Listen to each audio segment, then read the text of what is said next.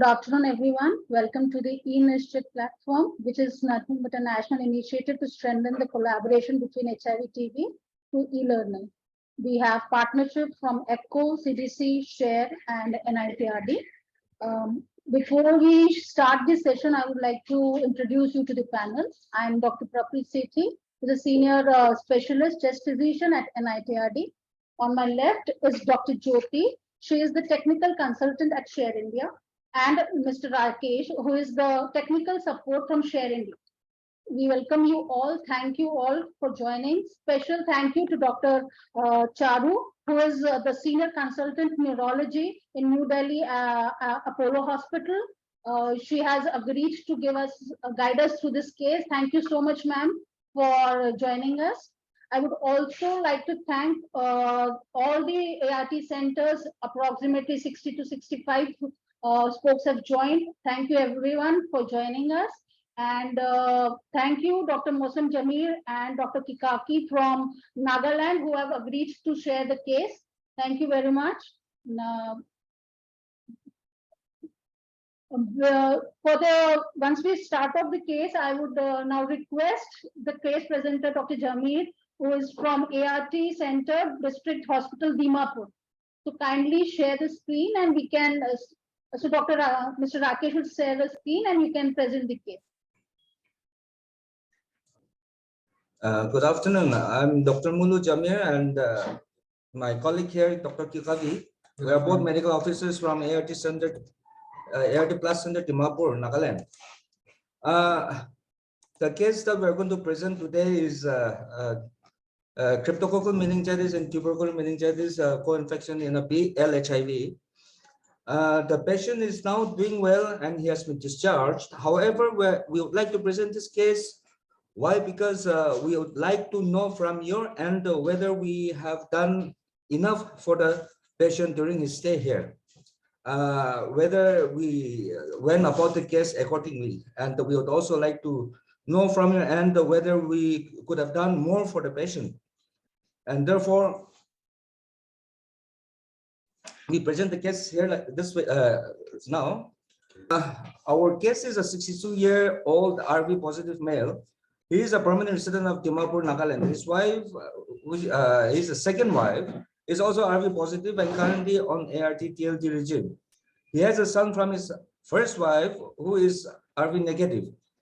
Patient was diagnosed with HIV on 13/6/2014. He was initiated on ART, tenofovir, lamivudine, and efavirenz regime on 5th March 2015, but he defaulted on ART from 2016 to 2020. He was tracked back and reinitiated on the same regimen on December 2020.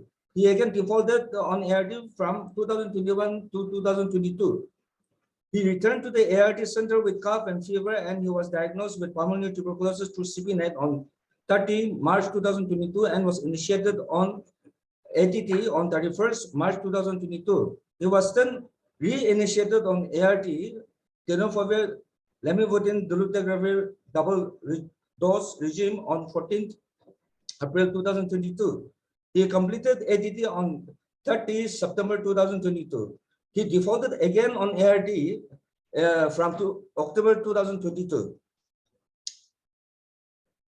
His guardians came to the ART center on 9th December 2023 with complaint that he was experiencing weakness on right side to the upper and lower limbs, for which contrast CT brain was advised, and the report showed multiple well-defined ring enhancement lesions. IgM and IgG for toxoplasmosis came negative.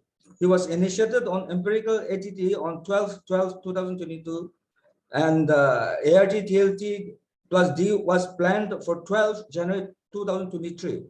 However, on 10th January 2023, the patient presented to the ART center with complaint of remittent fever for 4 days, persistent headache for 4 days, and vomiting whenever there was severe headache, disorientation, and incoherent talk for 2 days.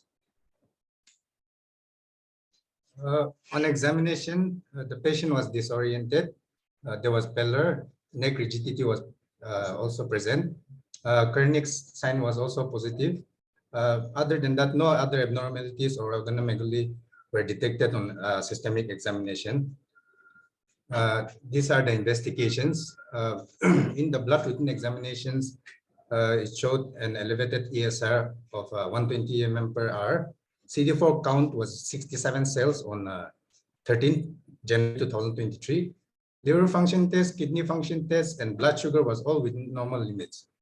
Hepatitis C, B, C, and VDL tests were also non-reactive. On performing CSF analysis on 13 January 2023, it showed the report showed elevated protein level, normal glucose level, and leukocyte count was 15 cells, which was predominantly lymphocytic. CSF for cryptococcal antigen test was also reported as positive. However, CSF for Indian ink was negative, and the CSF ADA levels were elevated.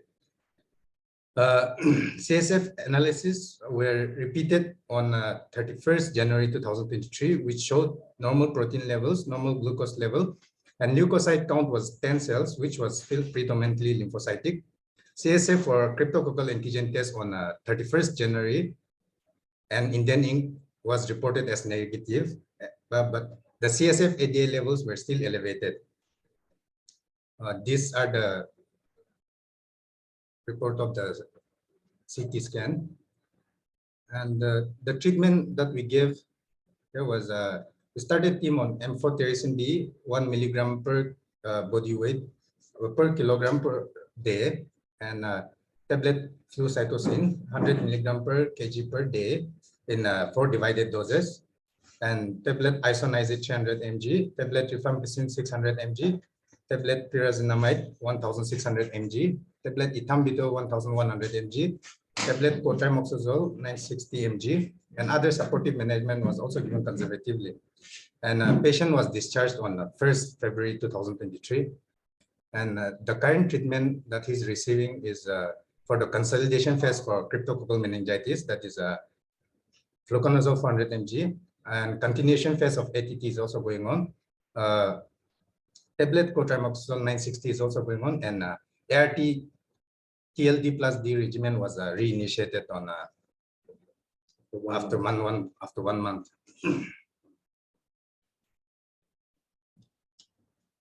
Thank you. Screen share stop. Thank you so much, Dr. Jamir and Dr. Kikavi. Thank you for the case presentation. Now, I would just like to summarize, since we've already spoken in English and we have other ART centers which would be comfortable in Hindi, I would like to summarize the case in Hindi. So, this is a 62-year-old male, 62 years का 62 साल का एक व्यक्ति है जो ART पे इन्होंने 2014 में डाला था, पर उसके बाद वो डिफॉल्ट हो गया है 2020 तक, 2016 से 2020 तक वो डिफॉल्ट कर गया था, जिसमें ये इनको रिट्रीव नहीं कर पाए, और उसके बाद वो 2022 नहीं, फिर उसके 2000 ART पे उन्होंने दिसंबर 2020 में डाला, फिर 2021 मार्च में वो फिर डिफॉल्ट कर गया, और वो फिर 2022 मार्च में प्रेजेंट किया ART सेंटर पे, जहां पे उसे चारों 4S सिम्टम्स जो थे वो सारे 4S पॉजिटिव थे।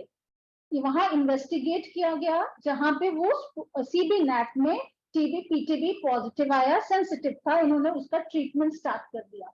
मार्च 2022 से सितंबर 2022 तक उन्होंने ATT और ART दोनों ली, परंतु जैसे ही वो ठीक होता है सितंबर में, अक्टूबर 2022 में वो फिर डिफॉल्ट कर जाता है पेशेंट, और फिर उसके बाद वो 2023 जनवरी में उसके रिलेटिव्स आते हैं उसकी कंप्लेंट्स लेके ART सेंटर में, जहां पे उन्होंने कहा है कि पेशेंट का जो सीधा तरफ है वो हाथ पैर उठा नहीं पा रहा है, और उन्होंने कुछ CT स्कैन ब्रेन की उन्हें रिपोर्ट दिखाई, जिसमें रिंग एनहांसिंग लीजन्स थे, पेरिरीजनल एडिमा था, resulting overline circle enhancement cerebral hemisphere में, और सेरेब्रल वर्मस एंड डिफ्यूज लेप्टोमेनिंजियल एनहांसमेंट था, जो एक मेनिंजाइटिस के साइंस थे, और कुछ इंट्रालीजनल वो भी थे, लीजन्स भी थे ब्रेन में। ये रिपोर्ट लेके कुछ और रिपोर्ट लेके वो है, पर विद इन 2 days वो पेशेंट ही ART सेंटर पे फिर प्रेजेंट किया, जिसमें उसे हेडेक, वॉमिटिंग और ऑल्टर्ड सेंसोरियम था। इसमें उसकी कुछ इन्वेस्टिगेशंस की जिसमें CSF किया और CSF में उन्होंने पाया कि जो एंटीजन टेस्ट फॉर क्रिप्टोकोकस था वो पॉजिटिव था, जिस बेसिस पे उन्होंने एम्फोटेरिसिन B और फ्लूसाइटोसिन ट्रीटमेंट दिया जो इंडिकेटेड है, और फिर उसके बाद वो पेशेंट इंप्रूव हो गया है एंड फेब में वहां से इनके ART सेंटर से डिस्चार्ज हुआ है।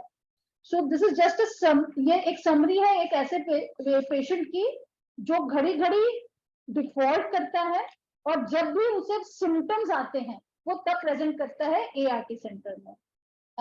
So Dr. Jamir and Dr. Kikavi, I hope I was clear that this is a patient who presented to your ART center as and when he had symptoms and did not stick to his ART whenever he was better due to whatever reasons he would default whenever he did not have any symptoms. Am I right? Very, very true, very true.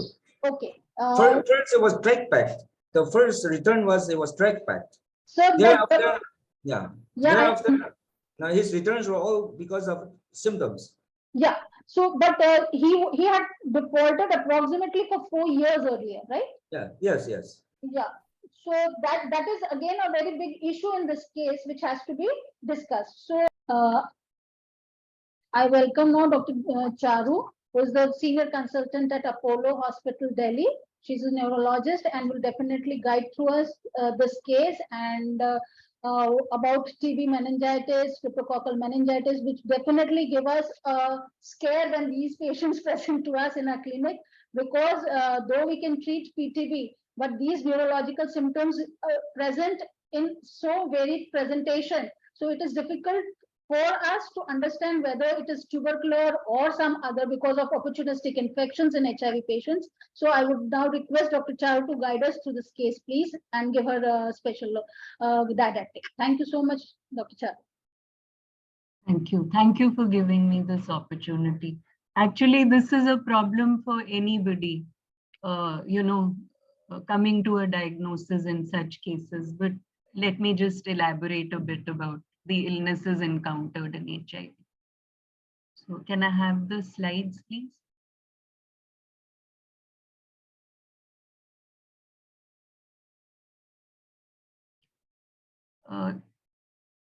So opportunistic infections are common in HIV patients, especially when the CD4 counts are low.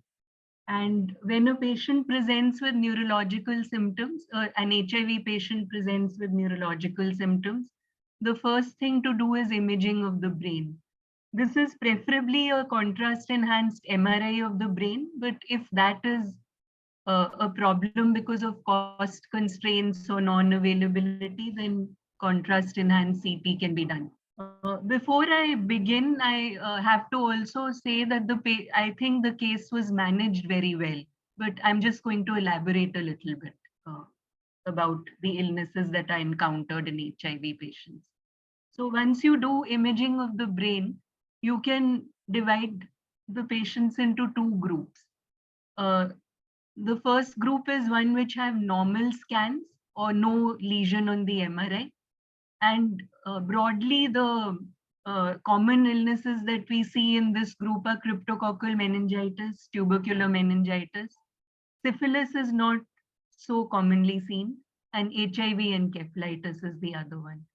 Amongst the focal lesions, you can divide them into ring-enhancing lesions and non-ring enhancing. So with all focal people with focal lesions have to be subjected to a CSF analysis. But with ring enhancing lesions, one can first do a toxoplasma serology, as was done in this case very correctly. And if the serology comes out to be positive, you give treatment for toxoplasma. If the patient improves clinically and radiologically with such treatment, then the diagnosis of toxoplasmosis is confirmed. However, if there's no improvement or if the serology was negative in the first place, then again you have to do a CSF analysis, which you would also do with people who have focal lesions without any ring enhancement. When you do the lumbar puncture, you test for various organisms, bacteria, TB, fungus. VZV, CMV, and JC virus. These are the ones that are seen in immunodeficient patients, and also primary CNS lymphoma. But even on CSF analysis, very often one is not able to come to a conclusion because the diagnosis can be confirmed only if you get a positive culture or positive cytology for lymphoma. Whereas the sensitivity of such cultures is not very high. So if the CSF does not give us the diagnosis, then one is forced to proceed to a biopsy. Next slide, please. Can I have the next slide? Yes. So again, elaborating on the three groups, no focal lesions. It may be CNS disorders which are involving the meninges. And this is the list of disorders which involve the meninges, and the common ones that we see in India: cryptococcal meningitis and tuberculous meningitis. So in this particular case, there was obviously a meningitis. The protein level was slightly high and there was raised cell count. And because cryptococcal antigen was positive, there was really no doubt it was a cryptococcal meningitis. So I'm only going to talk about cryptococcal meningitis here. Next slide. As with all opportunistic infections, cryptococcal meningitis also tends to occur in people with CD4 counts less than 100. It presents with the usual meningeal symptoms and signs, but sometimes cryptococcal meningitis can also just present as a rapidly progressive dementia, and papilledema is often seen in these patients. Raised ICP is very common. Can I have the next slide?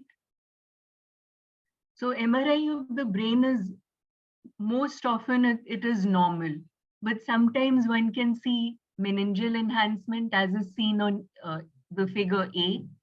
Then in figure B, the arrow points towards these small hypointensities on MRI, which are called dilated Virchow-Robin spaces. These can sometimes be seen. Figure C shows ventriculomegaly or hydrocephalus. This is not very common actually in cryptococcal meningitis, although they have raised ICP. D and E show what are called gelatinous pseudocysts, which is something that is seen in cryptococcal meningitis. And figure F shows ring-enhancing lesions called cryptococcomas, which are actually quite rare and indicate a poor prognosis. Can I have the previous slide? So the CSF picture is like for any chronic meningitis, protein and cell count will be high. The cells will be mainly lymphocytic and sugar can be low. But in HIV patients, often the CSF WBC can be normal. And what helps in this case is cryptococcal antigen positivity. Cryptococcal antigen is very specific and it has a high sensitivity also. It's useful for making a diagnosis, but it's not so useful to assess response to treatment, because even patients who have been adequately treated can have a persistent antigen positive and vice versa. Next slide. And then again, next slide. So fungal CSF culture is the gold standard. And the regimens used are very well given on WHO sites and on the Infectious Diseases Society of America site. We all know them, and the regimen was very correctly applied in this case. The only thing that I would add here is that when you're switching from induction therapy to the next phase, consolidation or maintenance therapy, ideally you have to demonstrate a negative fungal culture. If the fungal culture is still positive, then you should extend the induction phase for longer. Maintenance therapy has to be for at least 12 months. And now the literature says that if after 12 months, the CD4 count has been more than 200 for at least 3 months, then one can stop maintenance therapy. Okay. Thank I you. was saying that the gold standard for confirming the diagnosis is CSF fungal culture. And ideally, when one is switching from the induction phase to the consolidation or maintenance phases, you should demonstrate a negative CSF fungal culture. Because if it is still coming positive, then you should extend the induction phase for a longer period. And the maintenance therapy can stop after, it should be given for a minimum of 12 months. After 12 months, if the CD4 count is more than 200 for more than 3 months, then one can think of stopping maintenance therapy with fluconazole. The antifungal drugs, amphotericin and flucytosine, are synergistic, but sometimes one encounters hematological toxicity with flucytosine. In that case, it cannot be used in HIV patients who may already have pancytopenia. So in that case, a different regimen may have to be. And it's mentioned in the literature that one can use primary prophylaxis with fluconazole, 200 mg OD, if the CD4 count is less than 100. Although this is a little debatable. Next slide.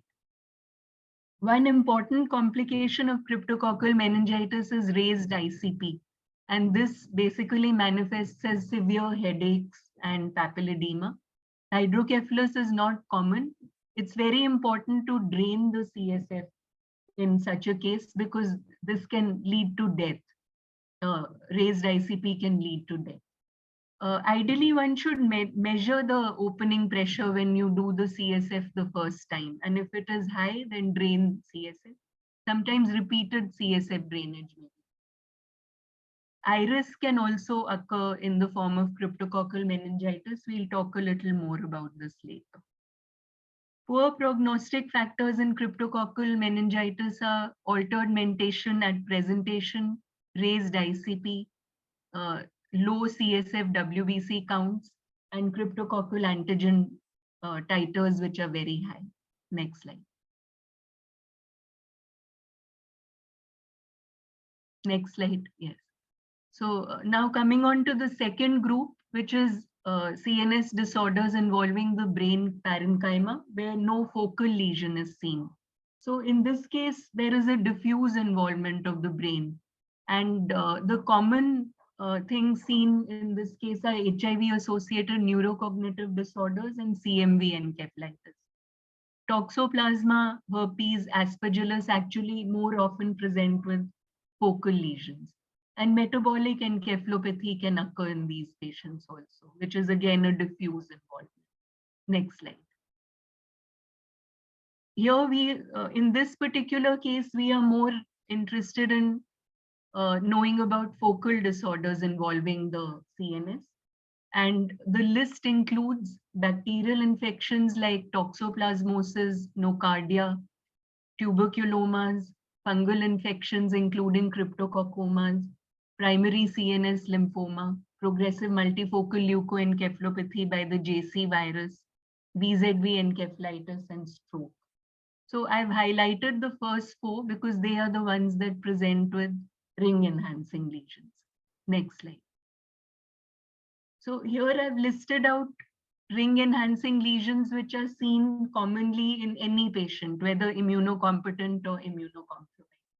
The commonest in India is cysticercosis, tuberculoma, cerebral abscess, metastasis, glioblastoma, lymphoma, and demyelination, more or less in this order. There are other differentials also, but these are the more common ones.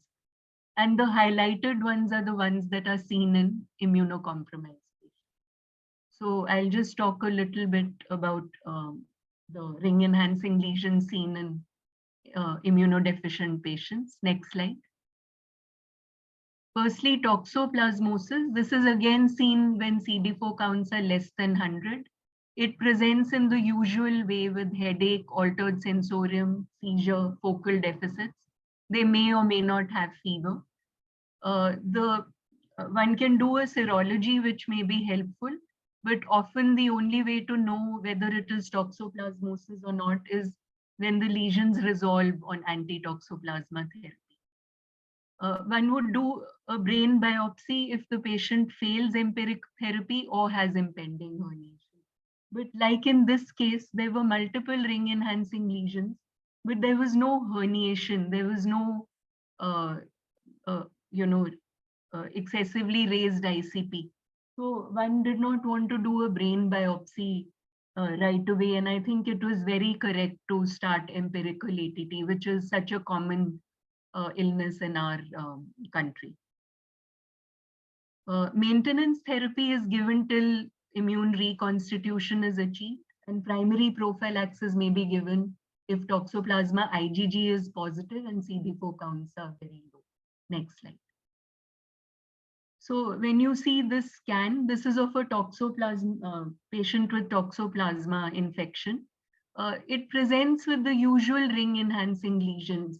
And really, ring enhancing lesions can be very non-specific. And just by looking at the MRI, it's very difficult to say which of them it could be. But in toxoplasma, there is a predilection for the basal ganglia, as is seen on this scan. And there is this target sign that is mentioned in the literature, where you have a central enhancement and then a ring around it, which is supposed to be seen in toxoplasma, but it is not so specific. So you cannot just diagnose toxoplasma just by looking at such an MRI. Next slide. Moving on to other infections, bacterial infections include nocardia, tubercular abscess, syphilitic gamma, Bartonella. These are all rare. They're hardly ever seen. Amongst the fungal infections, again, although cryptococcal meningitis is common, but cryptococcomas are not very commonly seen. We see Aspergillus and mucor often. And parasitic cysticercus is common in our country overall, probably the commonest cause of ring enhancing lesions, but not so much in immunodeficient patients. Next slide. So if you look at these scans, they all show ring enhancing lesions. In fact, the first one on the left shows ring enhancing lesion in the basal ganglia. And one would very well think of toxoplasma in this case. But this was a biopsy proven nocardiosis. And Aspergillus and mucor can also present as ring enhancing lesions. One helpful thing in Aspergillus and mucor is that you may have a associated fungal sinusitis, which could make the diagnosis easy. But it is such a mixed bag, and just by looking at MRI, it can be very difficult to say which infection it is. And if the patient is not responding, one is forced to do a biopsy in the end to confirm the diagnosis. Next slide. So I'm just going to talk briefly about CNS lymphoma because it has certain different characteristics. It's an opportunistic neoplasm of B cell origin and presents with any, like any other lesion with any other focal lesion with focal deficits, headache, and altered mentation. The symptom evolution is usually slower than in toxoplasma and faster than in TMN.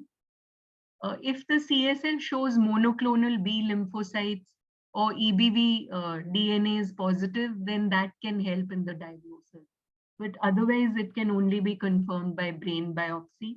The treatment is by giving ART and achieving immune reconstitution, whole brain radiotherapy, and steroids. Next slide. So if you see this, these scans of a CNS lymphoma patient, you will see that there are some solid enhancing lesions, some that are ring enhancing but irregular in shape. It often involves the corpus callosum and it can extend to across the midline. Then sometimes you would see a brainstem involvement. And one important characteristic is that it's usually periventricular. Although you can see lesions away from the ventricles also. Next slide.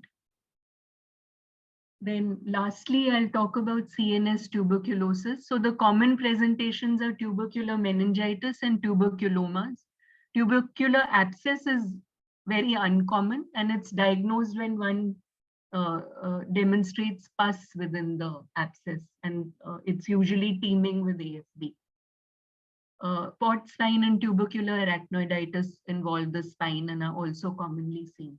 Usually TBM is in patients who are more immunodeficient, and tuberculomas tend to occur when some amount of immune reconstitution has occurred. That's the usual scenario.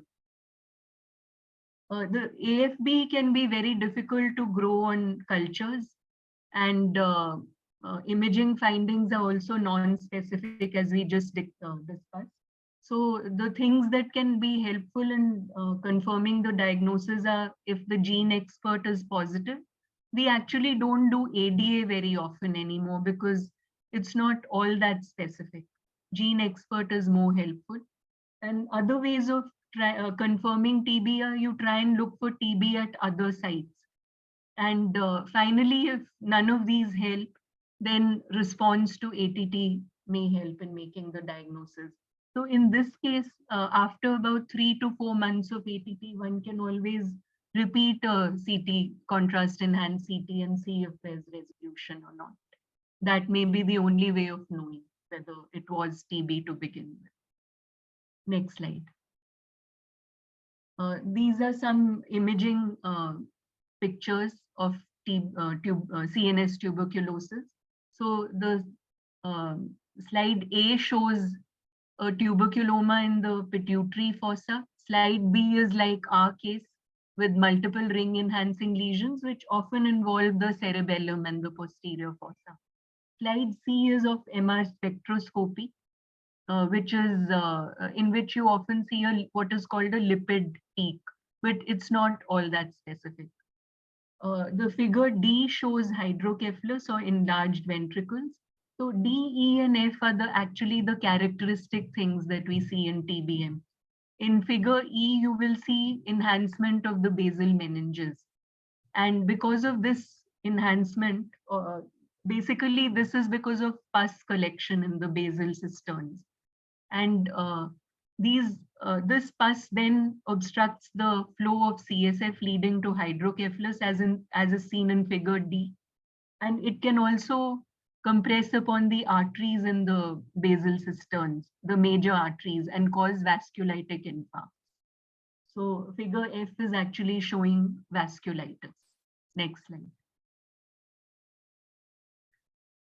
A paradoxical response to ATT, which is basically iris, is often seen in immunocompetent patients also. It's not just seen in HIV with TBM. Even in immunocompetent patients, very often we start ATT, and after a few weeks, there may actually be a paradoxical worsening. And it can occur several weeks later, and it can be very difficult to make out whether this is a paradoxical response or if it's failure to treatment or if it is some other infection and it wasn't TBM at all to begin with. Paradoxical response or iris is a delayed type 4 hypersensitivity reaction, and it is more common in HIV patients with TBM and in patients who are younger, in females, and in people with a shorter history. So it tends to occur in the first 1 or 2 months of anti-tubercular treatment. Next slide. CNS tuberculosis with HIV infection, the risk factors for TB are advanced disease stage, that is low CD4 counts. And it's mentioned in the foreign literature that if cotrimoxazole and INH prophylaxis is not given, they are at higher risk of CNS tuberculosis. But I think this does not hold true in our case in India, because we don't often give INH prophylaxis.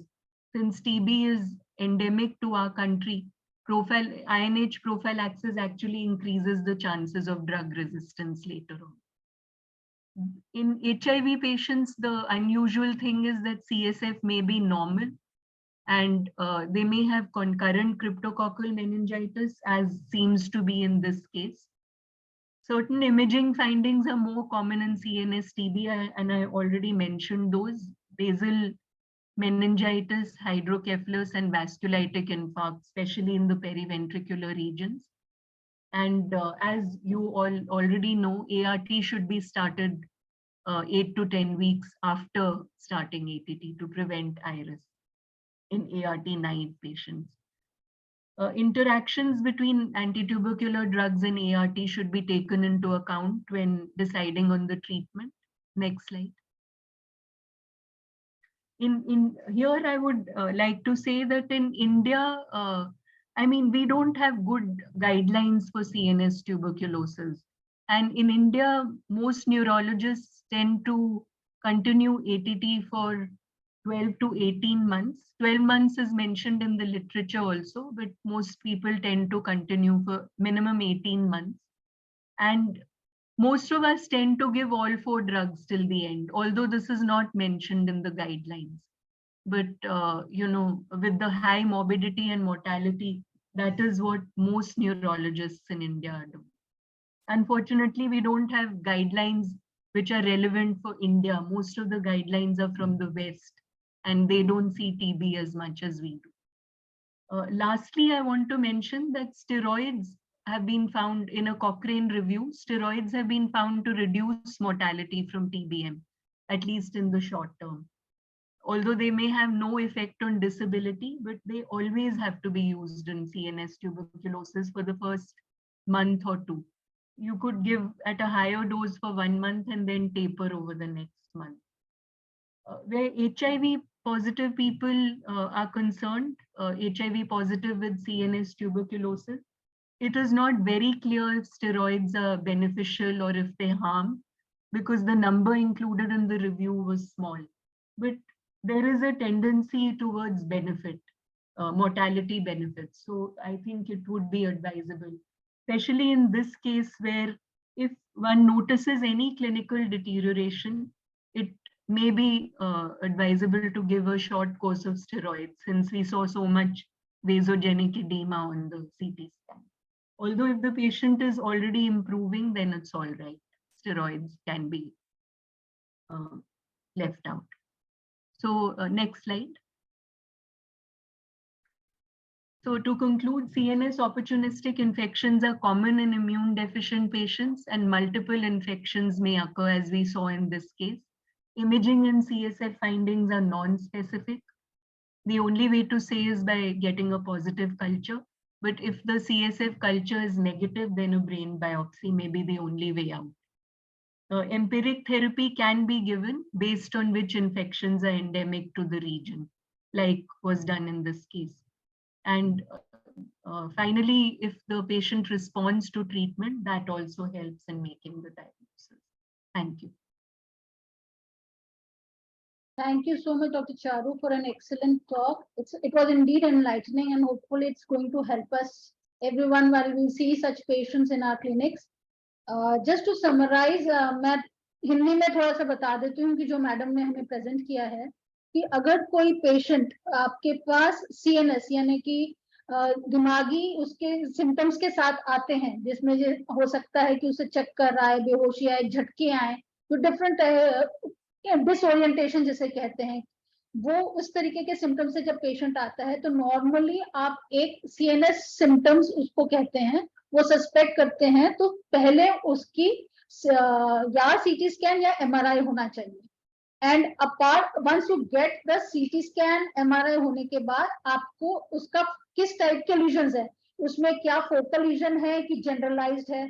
Focal legion में usually ring enhancing या non ring enhancing lesions मिल सकते हैं.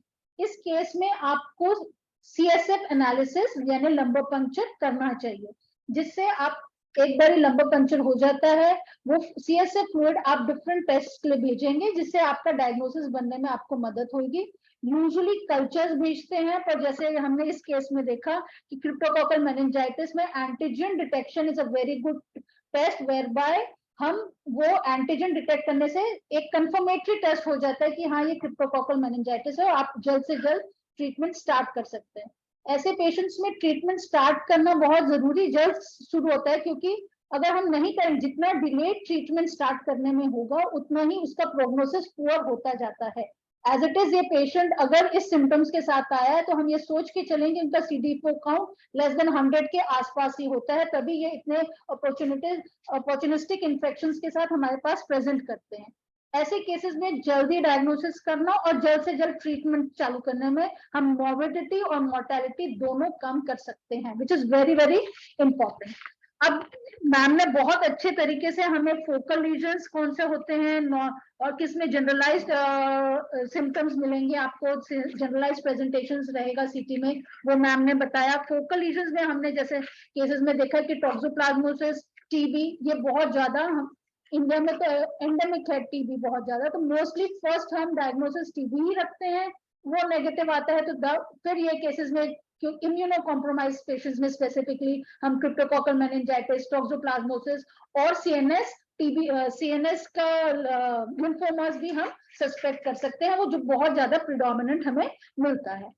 Treatment में जैसे हमें बताया कि it has to be specific, हर जो आपका डायग्नोसिस बनेगा उसके हिसाब से आप ट्रीटमेंट करेंगे। टीबी होगा, टीबी का ट्रीटमेंट करना चाहेंगे। इसमें बस मैं एक ऐड करना चाहूंगी, मैम ने कहा है कि कोई गाइडलाइंस नहीं है specifically for CNS tuberculosis.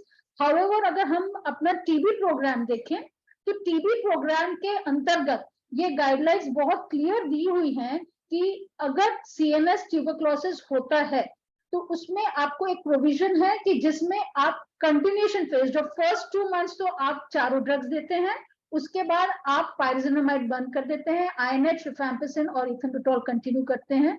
Normally PTB, abdominal tuberculosis, in cases में हम 6 महीने का ट्रीटमेंट सफिशिएंट कहते हैं।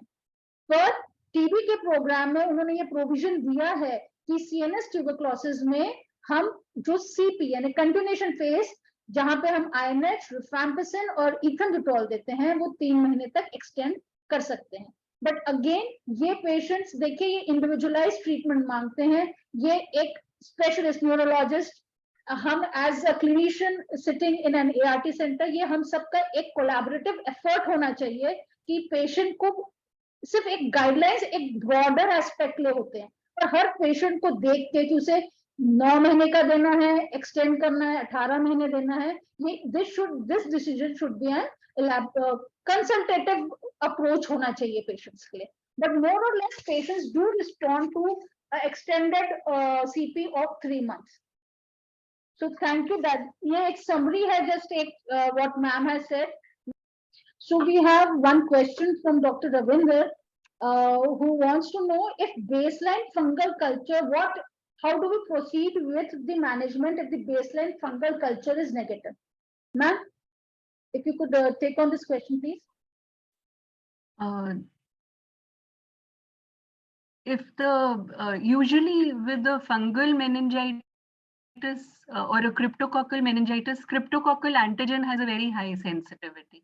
If you get that positive, then you will start the treatment for cryptococcal meningitis. But if it is negative, then the second commonest would be tubercular meningitis. So one would start that empirically. But at the same time, you can do a CT chest and abdomen that may help to find TB elsewhere. That can be helpful. Otherwise, I think empirical ATT would be the answer if cryptococcal antigen is also negative. Okay, while we are on this question, ma'am, I would like to ask you another question, that in this patient, they have done a follow-up antigen test. Yes. So should a follow-up antigen test should be done, or we need to have a culture? Because in your didactic, you've said that a culture should be done, so that decides when we should shift the patient from the induction phase to the maintenance phase. So what is your take on that? So actually, even when the patient is adequately treated, the antigen can remain positive. It's mentioned quite clearly, and if you go through the literature, it's mentioned that the antigen positivity can remain even after the person is adequately treated. So the antigen should be used mainly for diagnosis, not for assessing response to treatment. You should demonstrate a negative culture, and if the culture has become negative, then you switch to the next phase, consolidation phase. In this case, if the culture was negative right at the beginning, then it is okay to go according to the regime. 2 weeks, 2 to 3 weeks of induction phase, then consolidation phase for 8 weeks, and then maintenance. Then it's fine. Okay, so but in this case, the antigen was negative. So can that be taken as a guide to shifting of from induction to the continuation phase? Not Should that be really. okay. Negative antigen could also mean that the infection is still, I mean, it can be either way. Okay. The person may be adequately treated and may have positive antigen, or they may be inadequately treated but have negative antigen. Okay. So it's not helpful. So as ma'am has said, मुझे लगता है ये बहुत clear हो चुका है कि diagnosis के लिए आप एंटीजन टेस्ट करिए, वो बहुत अच्छा है, सेंसिटिव टेस्ट है. अगर पॉजिटिव है, आप बहुत कॉन्फिडेंट होके क्रिप्टोकॉकल मेनिंजाइटिस का ट्रीटमेंट स्टार्ट कर सकते हैं. पर जब आपको ये डिसीजन लेना है कि आपको इंडक्शन फेज से मेंटेनेंस फेज में लाना है, तो antigen test is not the ideal test. It should be a culture negative होने के बाद we decide to shift to the maintenance phase. I hope I'm right, ma'am, on Yes. this side. Yes, I think in this case, the culture may have been negative to begin with. Right. Okay. So it was okay to switch to the next phase after 2 to 3 weeks of treatment. Definitely. I mean, that was fine. Yeah. Okay. Thank you so much, ma'am. Now we have another question from Dr. Hotoka. Is how to measure the intracranial pressure? So when you do a lumbar puncture, you can attach a CVP manometer to it. Just before the fluid starts coming out, attach a CVP manometer and the CSF column rises and you're able to measure the pressure.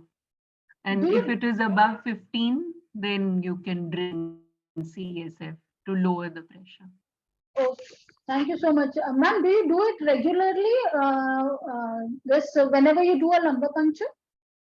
We do it more often for people with idiopathic intracranial hypertension, Okay. not so much for cryptococcal meningitis. But while I was looking up the literature, this was a revelation to me also. We were earlier just doing repeated lumbar drainage just based on the symptoms. But Okay. I found that it's recommended in the literature that you measure the pressure Okay. right at the beginning. And since this is CVP manometers are available with us, I think that is something I'm going to follow from now on. Okay, thank you so much, ma'am. Another question we have from Dr. Sachin Kataria, who wants to know TBIs. What is the difference between unmasking and paradoxical response? Unmasking is when the patient is first presents with the CNS tuberculosis or tuberculosis for that matter, and then they are found to be HIV positive, and they have been started on ART at the same time. And when TB occurs at presentation and comes up as a opportunistic infection right at presentation, that's called unmasking iris. Whereas in a known HIV patient who's started on treatment for opportunistic infection and given ART at the same time, they may have a paradoxical response. That is paradoxical iris. Okay. And the management remains the same, ma'am? Yes, so steroids have to be given for iris. Okay. Another question from Dr. Hutoka is that what are the diagnostic tests for CNS toxoplasmosis? Toxoplasma serology is helpful. IgM, if toxoplasma IgM is positive or one is able to show rising titers of IgG, that helps. Okay. CSF toxoplasma culture is not very often positive, so it doesn't help that much. Response to therapy helps, but ultimately, if one is not able to come to a diagnosis, then it is the brain biopsy which confirms. Okay, ma'am. Thank you. Dr. Jamir wants to know whether the intensive phase of ATT should be extended or 2 months is enough for TBM. As I mentioned to you, all practically all neurologists in India are giving all 4 drugs right till the end. So none of us actually follow those guidelines which are mentioned, Right. you know. Yeah, got it. So as you Often know, have this argument with the chest physicians about, Yeah. you know, TBM treatment, but all of us are following the 4 Okay. drugs right till the end. right till the end. And ma'am, how frequently then do you come around with side effects like joint pains or something like with pyrazinamide or maybe hepatitis? How frequently do you have those? Do you face those? Yeah, generally liver dysfunction happens in the beginning itself.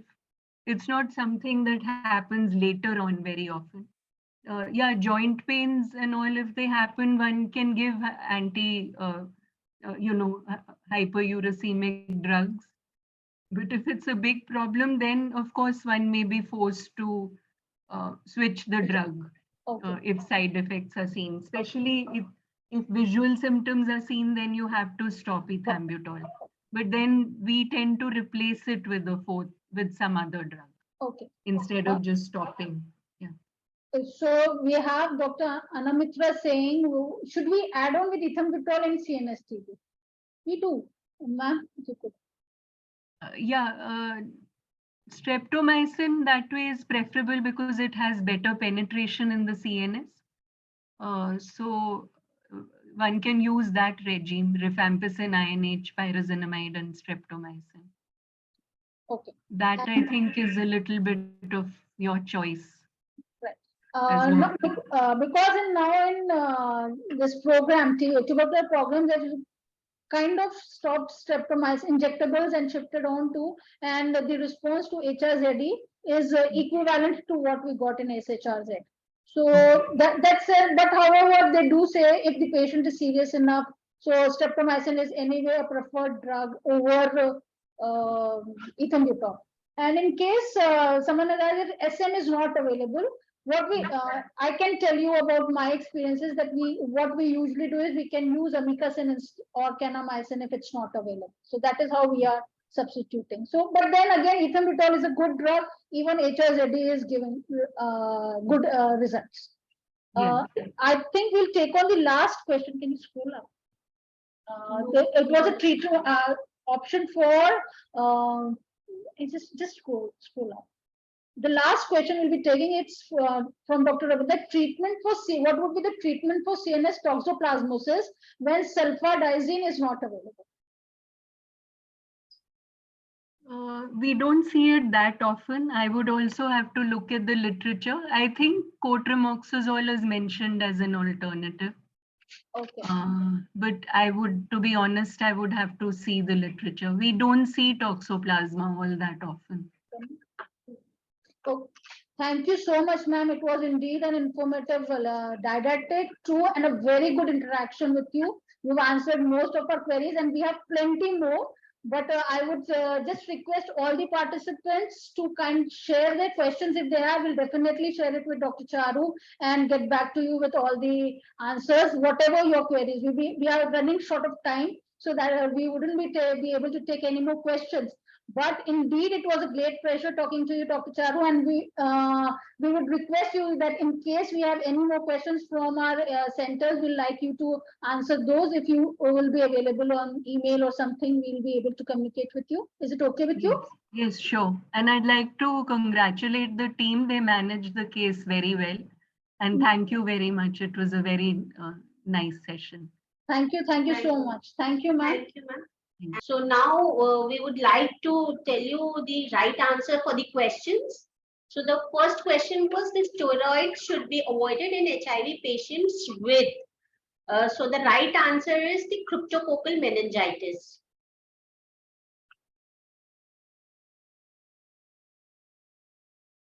Another question was raised intracranial pressure in cryptococcal meningitis is treated with. So the right answer for this question is lumbar puncture.